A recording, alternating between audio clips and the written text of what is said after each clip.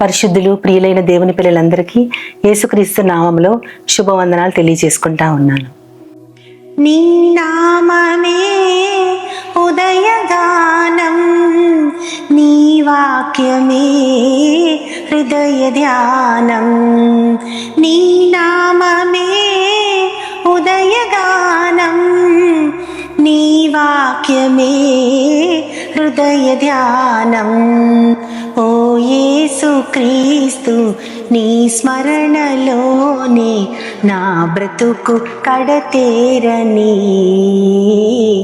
పరలోకమును చేరని. నీ నామమే ఉదయగానం, నీ వాక్యమే హృదయ ధ్యానం. కల్వరి గిరిలో శ్రమలు సహించి, సిలువలో నీవే రక్తము చిందించి. కల్వరి గిరిలో శ్రమలు సహించి, సిలువలో నీవే రక్తము చిందించి. సాతానుని సంహరించి, పాపాలని పరిహరించి, మోక్ష మార్గము చూపిన దేవా, రక్షణ భాగ్యము నీదే ప్రభువా. నీ నామమే ఉదయగానం, నీ వాక్యమే హృదయ ధ్యానం. మధ్యకాలంలో రకరకాల డినామినేషన్స్ మనం చూస్తూ ఉన్నాం. కొంతమంది యెహోవాయే దేవుడు అంటారు, కొంతమంది యేసుక్రీస్తు కూడా దేవుడు అంటారు, కొంతమంది అయితే అసలు పరిశుద్ధాత్మ దేవుణ్ణే నమ్మరు. ఇదంతా త్రిత్వం. దీనిని అర్థం చేసుకోవాలంటే మనము దైవ గ్రంథాన్ని క్షుణ్ణంగా చదవాలి.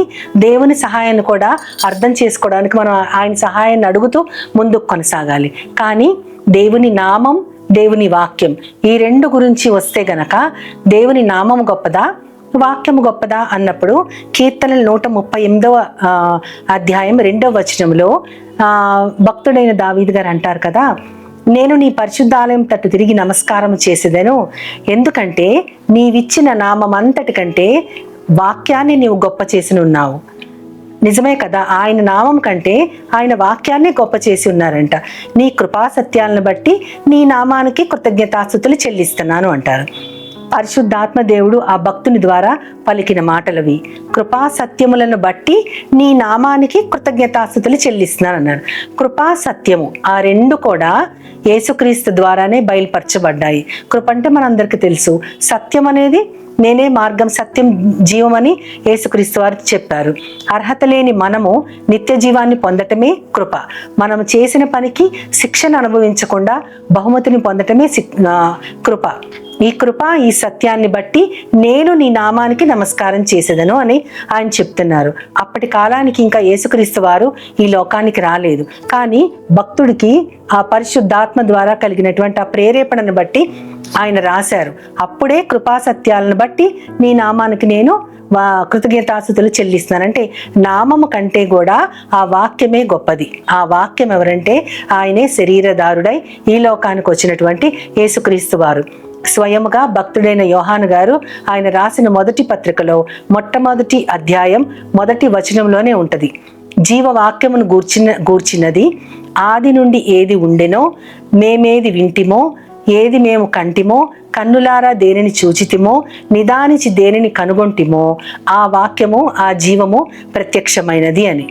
ఆ జీవము ఎవరు అంటే యేసుక్రీస్తు వారు. వాక్యాన్ని శరీరం అంటే ఒక శరీరం ధరించి ఆ వాక్యమే ఈ లోకానికి వచ్చింది. ఆయన కృపా సత్య సంపూర్ణుడుగా మన మధ్య నివసించారు. కాబట్టి పాత నిబంధన గ్రంథంలో చెప్పబడినట్లు ఆయన నామం కంటే ఆయన ఇచ్చిన వాక్యాన్నే దేవుడు గొప్ప చేశారు. ఆ వాక్యమే యేసుక్రీస్తు వారు. ఆయన మనకి తన ఈ లోకంలో ఆయన సంచారం చేస్తూ చెప్పిన ప్రతి మాటని ఇప్పుడు పరిశుద్ధాత్మ దేవుడు గుర్తు చేస్తూ ఉన్నారు.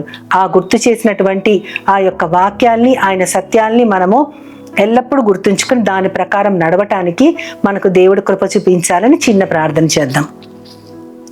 మహాగరుడ మహాపరిశుద్ధుడా నాయన, నీ నామం అంతటి కంటే నీవిచ్చిన వాక్యాన్ని నీవు గొప్ప చేశావని భక్తుని ద్వారా సెలవిచ్చారు.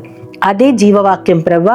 ఆ వాక్యమే శరీరధారిగా కృపాసత్య సంపూర్ణుడిగా మా మధ్యకు వచ్చినటువంటి యేసుక్రీస్తు వారు. కాబట్టి ఆ వాక్యము శరీరధారిగా వచ్చిన దానిని మేము స్మరణ చేసుకుంటూ ఆయన చెప్పిన విధానాల్లో నడుచుకుంటూ ఆయనే మాకు మార్గం కాబట్టి సత్యవంతుడైన ఆ దేవుని అనుసరిస్తూ నిత్య జీవాన్ని మేము పొందగలగటానికి నాకు మాకందరికీ సహాయం చేయమని నీ ప్రియ కుమారుడు నా ప్రియ ప్రభు అయిన యేసుక్రీస్తు ద్వారా కోరి ప్రార్థిస్తున్నాను పరమ తండ్రి.